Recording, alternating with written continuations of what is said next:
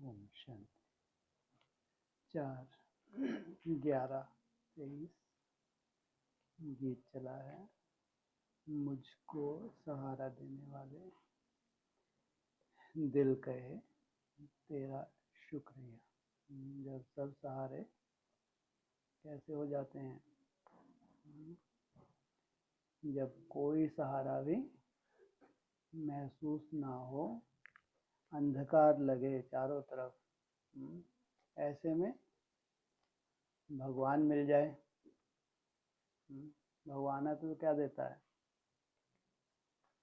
हाँ जी, सुख शांति देता है। तो जरूर उससे पहले क्या होती है? दुख शांति। अगर सबको लगता है, जितने भी ब्राह्मण हैं, ब्रह्मा कुमार कुमारियां हैं, कि तेरा शुक्रिया, और दुख शांति में डूबे हुए हों, कोई ना कोई भयंकर परिस्थिति हो, तो निकल सकता है तेरा शुक्रिया। जरूर ब्राह्मणों की दुनिया में कुछ आत्माओं को तो दिल से निकलता है, और उनको लगता है ऐसा भगवान ने हमें क्या देख लिया। हमको कैसे भगवान ने खास जैसे चुना है, क्या निकलता है? शुक्रिया निकलता है ना। भगवान की जैसे स्पेशल निगाह हमारे ऊपर थी। हमको ही क्यों चुना?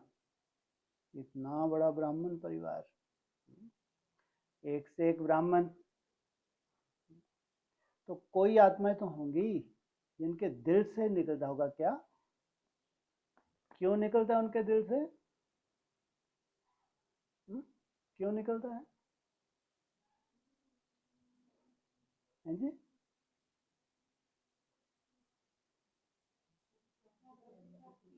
हैं जी? शुरू से ही मिलते से ही प्राप्ति। मुझको तुमने अभी सहारा ही दिया, अभी प्राप्ति कहाँ? प्राप्त मानो उसने चुन लिया। थैंक्स निकलता है कि इतना ढेर, इतना बड़ा ब्राह्मण परिवार, थैंक्स बाबा, ऐसा तुमने हमें क्या देख लिया। प्राप्ति तो बाद की बात है, ये कितनी बड़ी बात है कि हमको लगे कि हमारी तो लॉटरी लग गई। जहाँ भगवान की सत्यता हो, जहाँ से सच्चाई प्रत्यक्ष होने जा रही हो, वहां आपको चुन लिया जाए, और जिनकी कोई वैल्यू ना हो, उनको वैल्यूएबल बनाए, समझे, भगवान की निगाह में उनकी वैल्यू हो।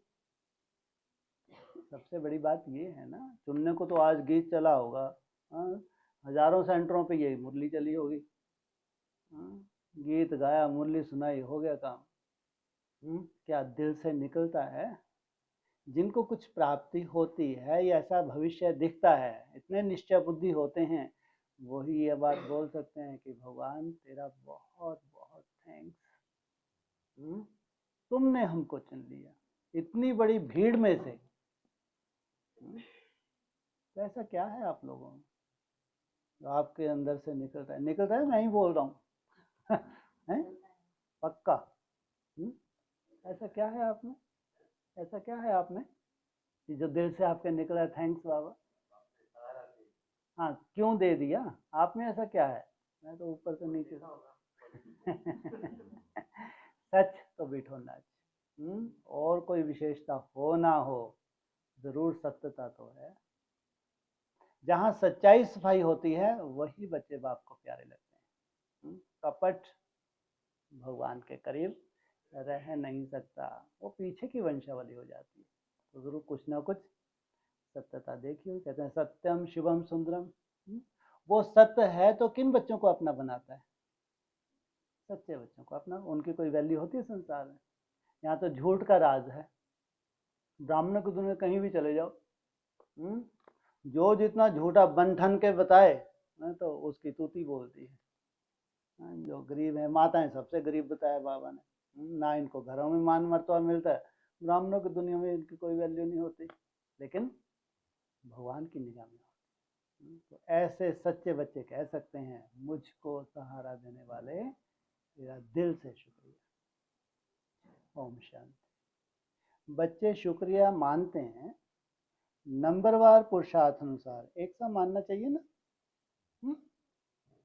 बच्चे शुक्रिया मानते हैं, लेकिन नंबरवार पुरुषार्थ अनुसार। किसको बहुत सुंदर अनुभूति होती है, बहुत निश्चय बुद्धि हो जाते हैं, उनके अंदर से बहुत गहराई से थैंक्स निकलता है। सब एक जैसी शुक्रिया नहीं मानते।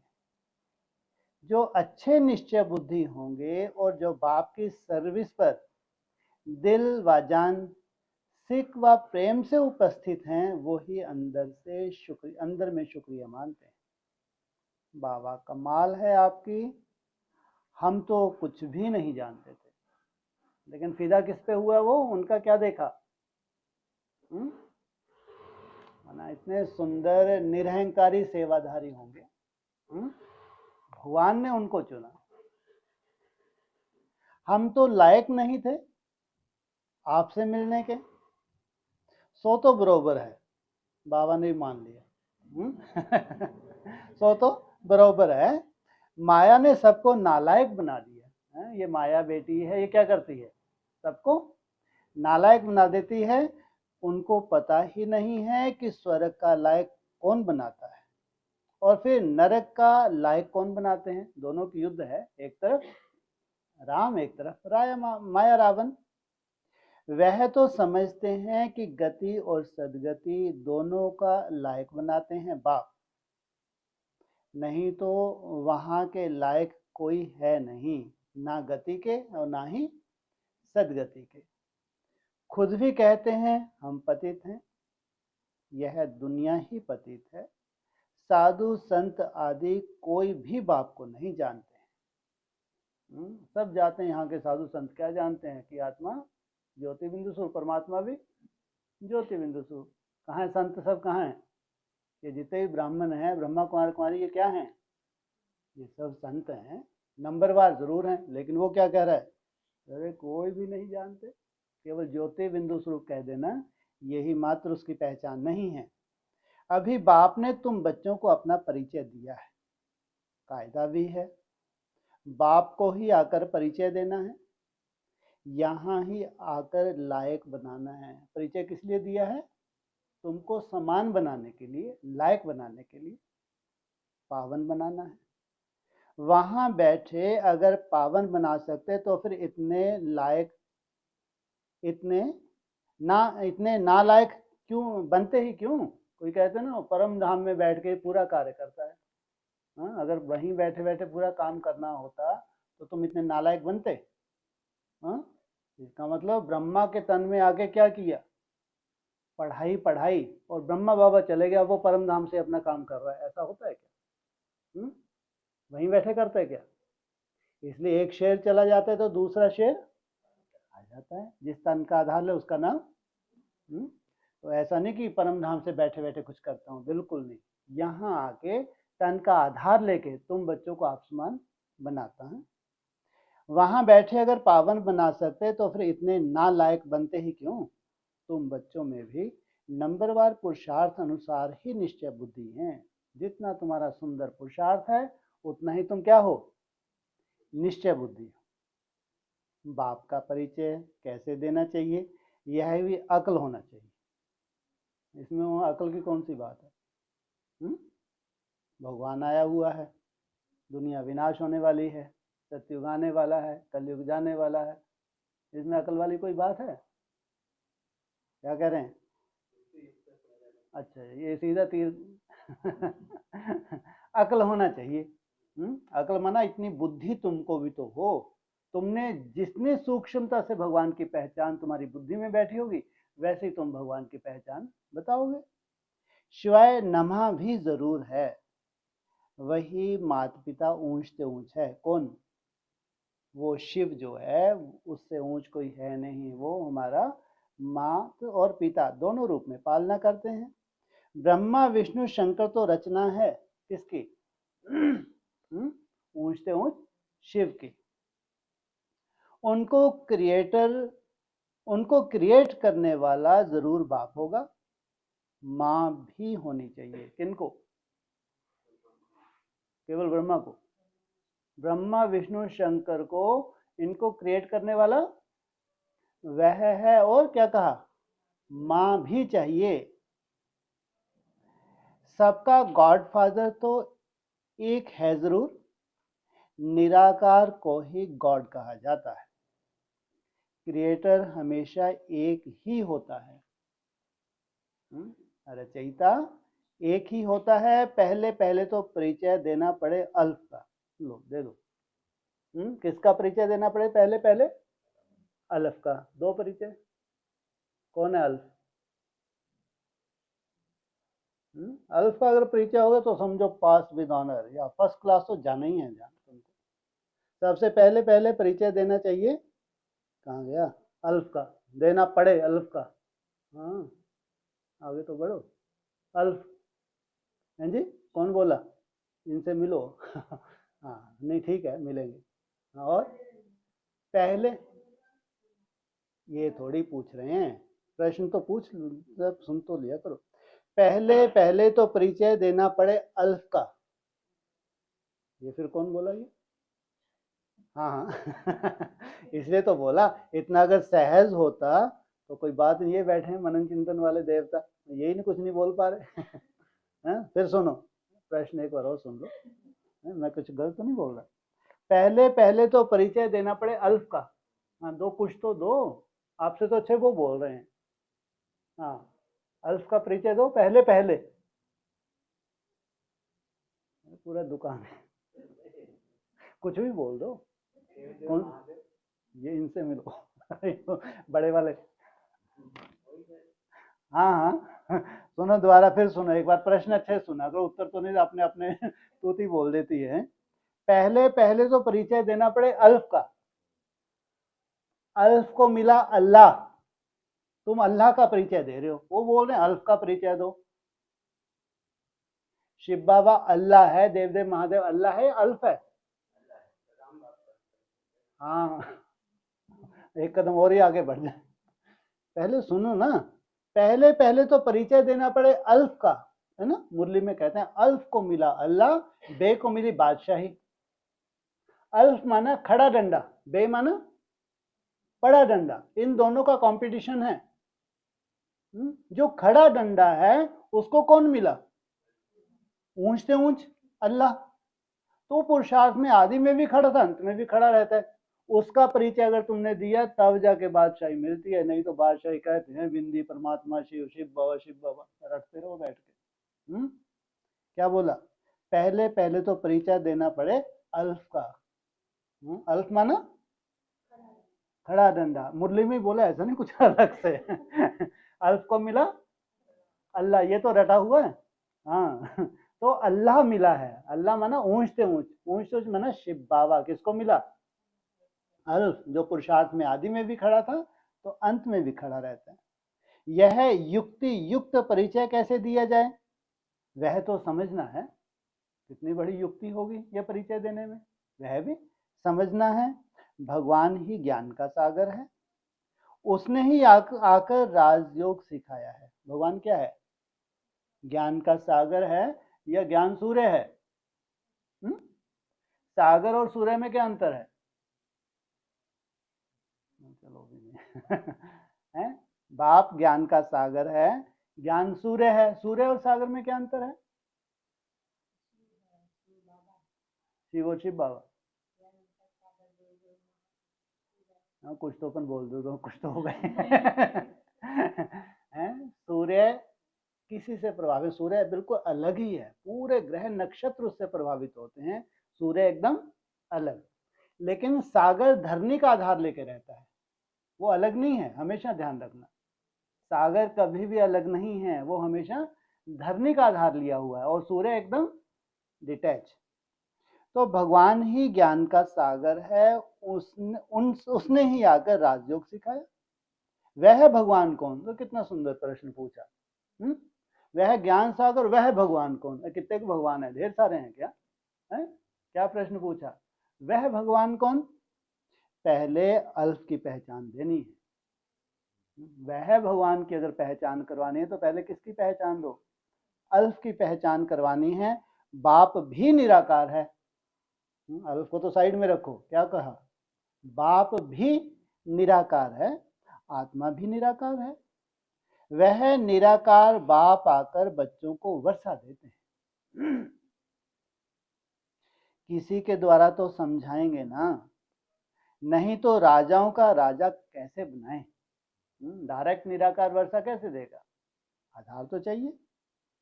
सतयुगी राज्य किसने स्थापन किया? हेवन का रचयिता कौन है? जरूर हेवनली गॉड फादर ही होगा। वह निराकार होना चाहिए। पहले पहले फादर की पहचान देनी पड़ती है। श्री कृष्ण को और ब्रह्मा विष्णु शंकर को फादर नहीं कहेंगे, चाहे श्री कृष्ण हो चाहे ये त्रिमूर्ति हो, इनको फादर नहीं कहेंगे। उनको तो रचा जाता है। जब सूक्ष्म वतन वालों को भी रचा जाता है, वह भी क्रिएशन है, फिर स्थूल वतन वालों को भगवान कैसे कह सकेंगे? कितनी बड़ी भूल कर दी है। स्थूल वतन में रहने वाला कौन, जिसको भगवान कह दिया? कृष्ण। जब सूक्ष्म वतन वालों को भगवान नहीं कह सकते, तो कृष्ण को तो भगवान कह ना सके। गाया जाता है देवताएं नमः, वह है शिवाय नमः। मुख्य है ही यह बात। अब प्रदर्शनी में तो घड़ी घड़ी एक बात समझाएंगे, एक बात नहीं समझाएंगे।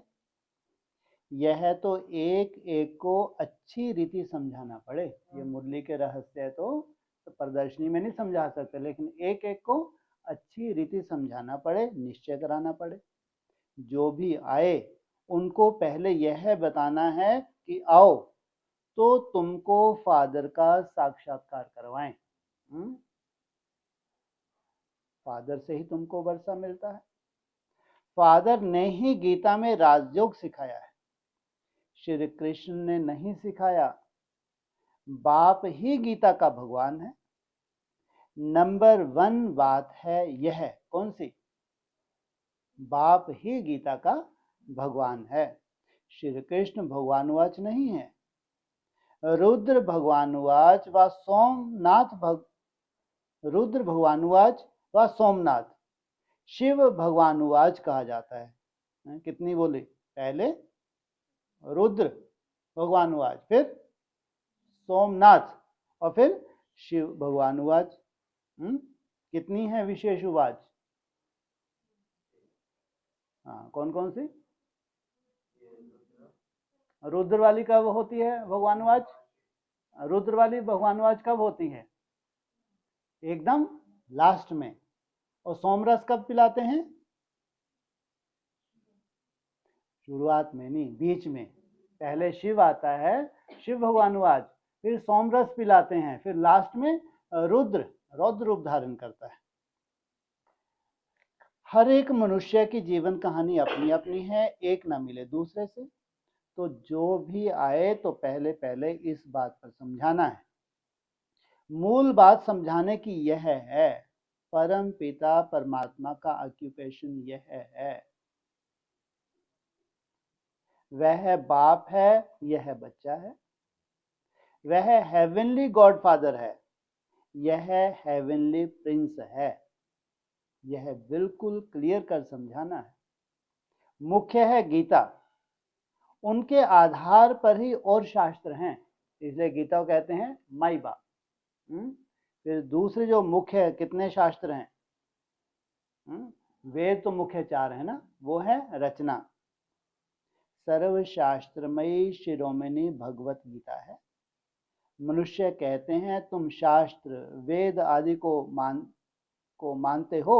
अरे, हर एक अपने धर्म शास्त्र को मानेंगे, सभी शास्त्रों को थोड़े ही मानेंगे।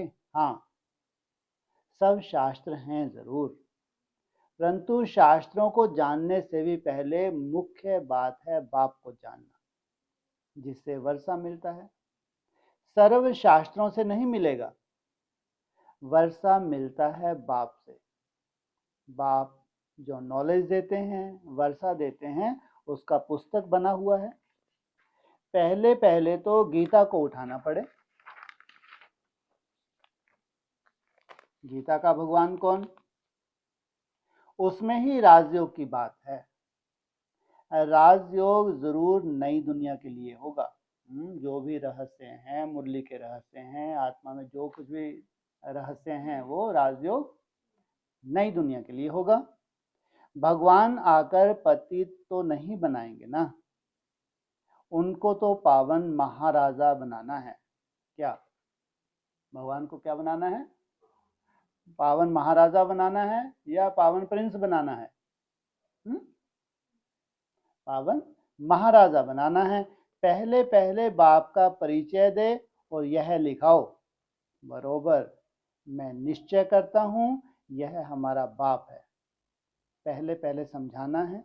शिवाय नमः। तुम मात पिता, हम बालक तेरे।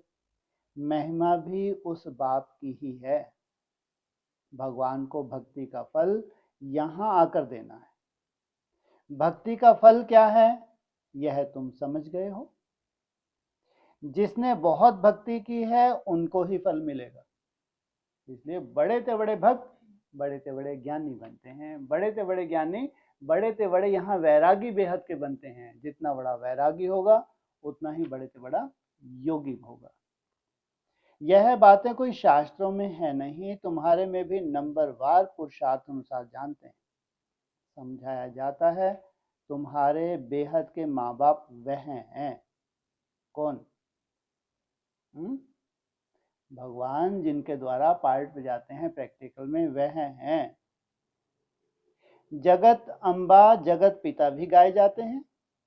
एडम और ईव तो मनुष्य को समझते हैं, ईव को मदर कह देते हैं। राइट वे में ईव कौन? कितना बड़ा प्रश्न पूछा। कहना बात अलग, लेकिन राइट वे में ईव कौन? इसका जरूर कोई रहस्य है ईव का। यह तो कोई नहीं जानते। बाप बैठ समझाते हैं। हाँ, कोई फट से तो नहीं समझ जाएगा। क्या राइट वे में ईव कौन? ऐसे तो ब्रह्मा सरस्वती का चित्र बनाया है एडम और ईव, लेकिन राइट वे में उनके भी रचयिता कौन? कोई सहज तो ऐसे तो नहीं समझ जाएगा। पढ़ाई में टाइम लगता है, पढ़ते पढ़ते आकर बैरिस्टर बन जाते हैं। एम ऑब्जेक्ट जरूर है। देवता बनना है तो पहले पहले बाप का परिचय देना है। गाते भी हैं तुम मात पिता, हम बालक तेरे, और दूसरा फिर कहते हैं पतित पावन आओ। तो पतित दुनिया और पावन दुनिया किसको कहा जाता है? अभी क्या कलयुग अभी 40,000 वर्ष और रहेगा? अच्छा, भला पावन बनाने वाला तो वह एक ही बाप है। हेवन स्थापन करने वाला है गॉड फादर। श्री कृष्ण तो हो ना सके, वह तो वर्षा लिया हुआ है। वह श्री कृष्ण हेवन का प्रिंस है और शिव बाबा हेवन का क्रिएटर है। क्या बोला? शिव बाबा क्या है? हेवन का क्रिएटर। और प्रिंस कौन है हेवन का? इसमें क्रिएटर भी साकार में चाहिए तो क्रिएशन भी साकार में चाहिए। यह है क्रिएशन फर्स्ट प्रिंस। कौन? डायरेक्ट उसकी रचना। यह भी क्लियर कर बड़े बड़े अक्षरों में लिखना चाहिए तो तुमको समझाने में सहज होगा। क्या क्या समझाने में सहज होगा? क्रिएटर और उसकी क्रिएशन प्रैक्टिकल में। रचयिता और रचना का मालूम पड़ जाएगा। क्रिएटर ही नॉलेजफुल है, वही राजयोग सिखलाते हैं। वह कोई राजा नहीं है, वह राजयोग सिखलाए राजाओं का राजा बनाते हैं। कौन? जो प्रैक्टिकल में क्रिएटर का पार्ट बजाते हैं उसके लिए बोला। भगवान ने राजयोग सिखाया है, श्री कृष्ण ने राजपद पाया है, उसने ही गवाया है, उसको फिर पाना है। राजयोग किसने सिखाया? भगवान ने। किसने पाया? कृष्ण ने। उसने गवाया, फिर उसी को पाना है। चित्रों द्वारा बहुत अच्छा समझाया जा सकता है। बाप का ऑक्यूपेशन जरूर चाहिए। श्री कृष्ण का नाम डालने से भारत कोड़ी जैसा बन गया। किसका धंधा है? क्रिएटर कौन है? किसको बनाया? तो रचयिता भी प्रैक्टिकल, रचना भी प्रैक्टिकल। किसकी बात है? संगम युगी कृष्ण की बात है। शिव बाबा को जानने से भारत हीरे जैसा बनता है। किसको जानने से? शिव बाबा को जानने से भारत हीरे जैसा बनता है, परंतु जब बुद्धि में बैठे कि यह हमारा बाप है, किसकी बुद्धि में बैठे? किसको बनना है हीरे जैसा? भारत को। जब भारत की बुद्धि में बैठे, बाप ने ही पहले पहले नई स्वर्ग की दुनिया रची, अभी तो पुरानी दुनिया है। गीता में है राजयोग। विलायत वाले भी चाहते हैं राजयोग सीखें, गीता से ही सीखे हैं। अभी तुम जान गए हो, कोशिश करते हो औरों को भी समझाएं कि फादर कौन वह सर्वव्यापी नहीं है। अगर सर्वव्यापी है तो फिर राजयोग कैसे सिखलाएंगे? इस मिस्टेक पर खूब ख्याल चलना चाहिए। जो सर्विस पर तत्पर होंगे उनके ही ख्यालात चलेंगे। धारणा भी तब होगी जब बाप की श्रीमत पर चलेंगे। अशरीरी भव, मन मनाभव हो रहे, पवित्रता व पतिव्रता बने अथवा सपूत बच्चा बने। बाप फरमान करते हैं जितना हो सके याद को बढ़ाते रहो। देह अभिमान में आने से तुम याद नहीं करते, ना बुद्धि पवित्र होती है। शेरनी के दूध के लिए कहते हैं सोने का बर्तन चाहिए। ये इन सब बातों को समझने के लिए क्या चाहिए? पवित्र बुद्धि चाहिए। इसमें भी पिता व्रता बर्तन चाहिए। एक बाप दूसरा ना कोई। अव्यभिचारी पिता व्रता बहुत थोड़े हैं, नहीं तो दूसरों को भगवान मान लेते हैं। कोई तो बिल्कुल जानते नहीं, जैसे छोटे बच्चे हैं। बैठे भल यहाँ हैं परंतु कुछ भी समझते नहीं, जैसे बच्चों को छोटेपन में ही शादी करा देते हैं ना। गोद में बच्चा ले शादी कराई जाती है। एक दो में दोस्त होते हैं, बहुत प्रेम होता है तो झट शादी करा देते हैं। तो यह भी ऐसे है। सगाई कर ली है परंतु समझते कुछ भी नहीं। किसके साथ सगाई हो गई? शिव बाबा के साथ। समझते कुछ भी नहीं। हम मम्मा बाबा के बने हैं, उनसे वर्षा लेने हैं, कुछ भी जानते नहीं। वंडर है ना। 5-6 वर्ष रहकर भी बाप को अथवा पति को फारगति दे देते हैं। माया इतना तंग करती। तो पहले पहले सुनाना चाहिए शिवाय नमः।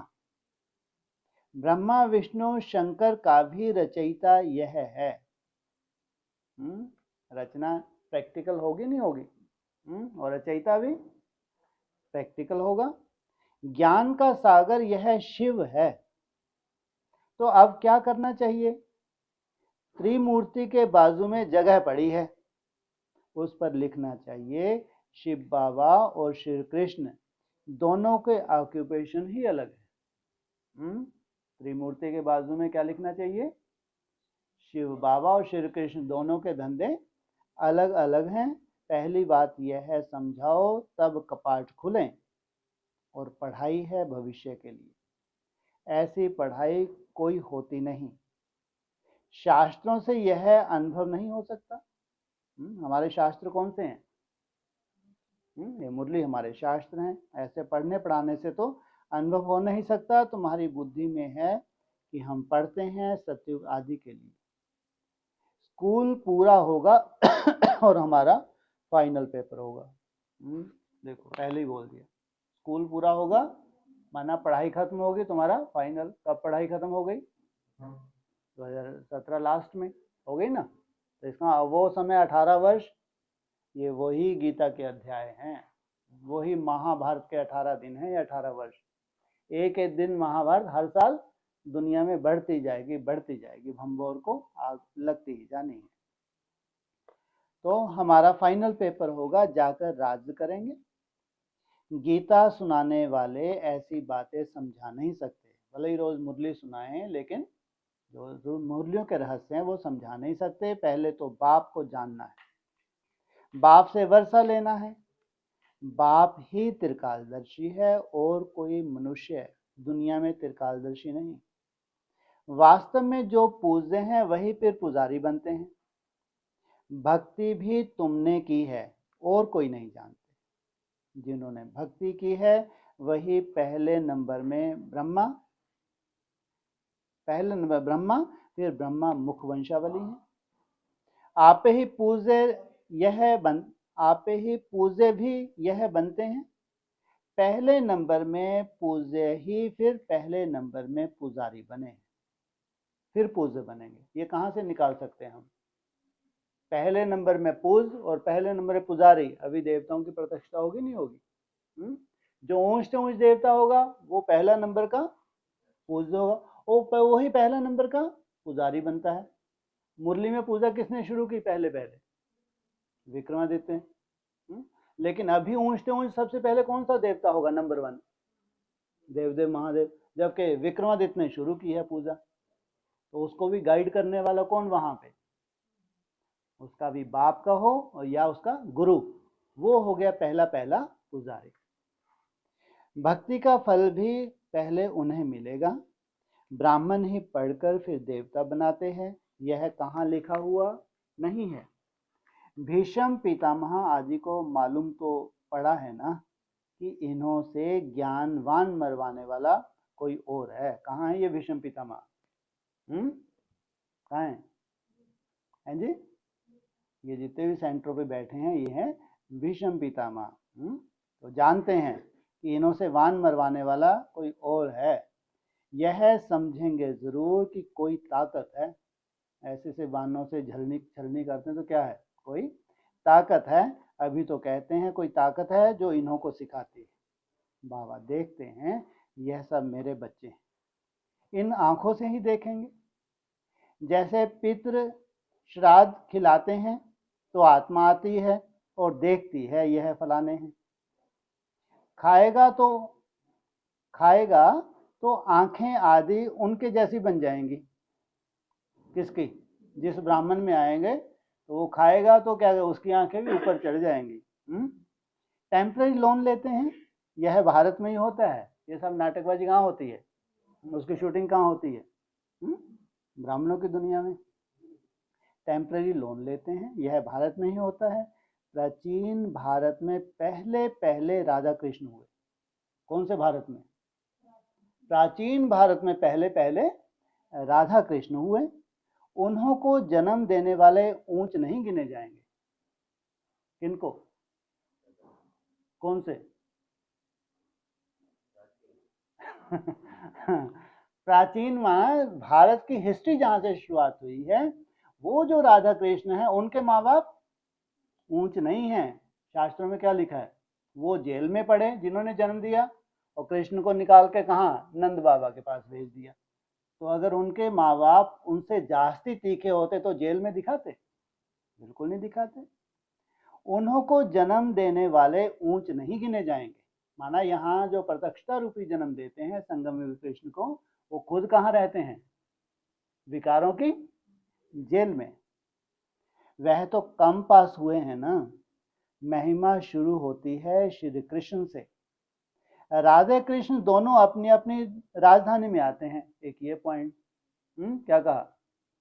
राधे कृष्ण दोनों अपनी अपनी राजधानी में आते हैं। जरूर उनके माँ बाप क्यों होंगे? राजे होंगे नहीं होंगे? वो कहाँ? जेल में पड़े हुए, जिनका जास्ती नाम वाला नहीं होता। उन्हों के माँ बाप से बच्चे का नाम जास्ती है। किनके? हाँ, उनके माँ बाप जो जास्ती पढ़ाई नहीं की है। कितनी वंडरफुल बातें। क्या ऐसी हैं बातें? बहुत वंडरफुल हैं। गुप्त खुशी रहती है। बाप कहते हैं मैं साधारण तन में ही आता हूँ। इतना माताओं का झुंड संभालना है, इसलिए साधारण तन लिया है। इससे खर्चा चलता रहा। शिव बाबा का भंडारा है। भोला भंडारी अविनाशी ज्ञान रत्नों का भी है। और फिर एडॉप्टेड बच्चे हैं, उन्हों की भी संभाल होती आती है। यह तो बच्चे ही जाने। पहले जब शुरू करो तो बोलो शिव भगवानुवाच। वह सबका रचयिता है, फिर श्री कृष्ण को ज्ञान सागर, गॉड फादर कैसे कह सकते हैं? लिखत ऐसी क्लियर हो जो पढ़ने से अच्छी रीति बुद्धि में बैठे। कोई कोई तो 2-3 वर्ष लगते हैं समझने में। इस पढ़ाई को अच्छी तरह समझने में कितने 2-3 वर्ष भी लग जाते हैं। भगवान को आकर भक्ति का फल देना है।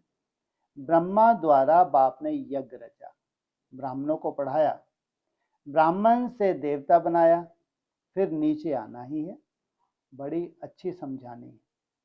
पहले यह सिद्ध कर बताना है श्री कृष्ण हेवनली प्रिंस है, हेवनली गॉड फादर नहीं। सर्वव्यापी के ज्ञान से बिल्कुल तमोप्रधान बन गए हैं। जिसने बादशाही दी उनको भूल गए हैं। कल कल बाबा राज देते हैं और हम फिर बाबा को भूल जाते हैं। बड़ा वंडर लगता है। सारा दिन खुशी में नाचना चाहिए। बाबा हमको विश्व का मालिक बनाते हैं। अच्छा, मीठे मीठे सकीले दे बच्चों प्रति माता पिता बाप दादा का याद प्यार, गुड मॉर्निंग। रूहानी बाप की रूहानी बच्चों को ओम शांति।